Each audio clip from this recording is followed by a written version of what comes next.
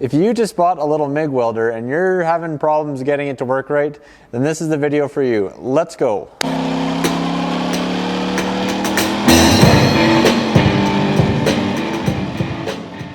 Alright, so the first thing you want to do is make sure your polarity is right. Flux core and gas are opposite. So if you have your polarity mixed up, your welds are not going to be as good as they possibly could be. It might work, but it's not going to work as good as it should. Make sure your tip matches your wire size, and it'll actually say right on the tip what the size is. Because if that is a different size than your wire, things aren't going to be flowing properly and it'll be bouncing around. Just not a good deal. Now, the next thing to check is your gas pressure on your welder here.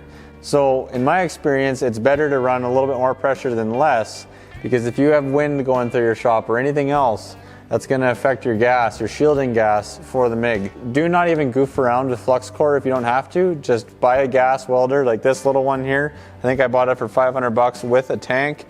It's just so much better than flux core. But hey, if that's all you got is flux core, that's totally fine too. Just I recommend gas. Now that you've got everything set up, I'm going to show you guys how to set your heat and your wire speed. The first thing you want to do is look at the chart that's on your welder, and it'll tell you what heat setting to use for the thickness of metal that you're welding. Ignore the speed dial settings that are on that chart, and I'm going to show you guys how to do it yourself so it's perfect every time.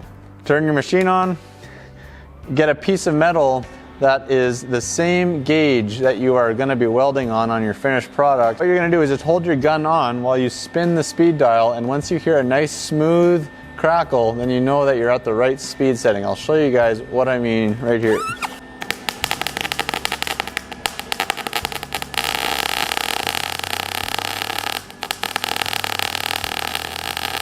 So I hope you guys could hear that. If you're pushing the wire too fast, so if this speed is turned up too high, it's just gonna keep binding up on itself and trying to push and pop.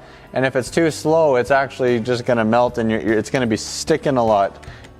Your gun's gonna be sticking a lot. So you just wanna adjust it very fine tune until it's just a nice smooth tsh. Hope that helps you guys. Subscribe and follow for the truck build giveaway at 50,000 subscribers. Hope you guys enjoyed the video. Hope it helped. We will see you in the next video.